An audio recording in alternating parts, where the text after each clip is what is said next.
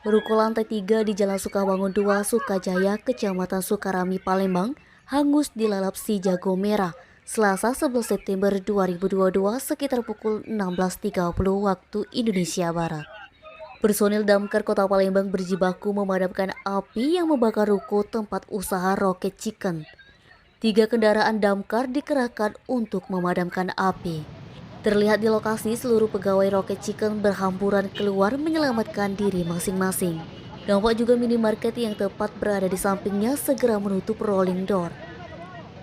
Belum diketahui pasti penyebab terjadinya kebakaran.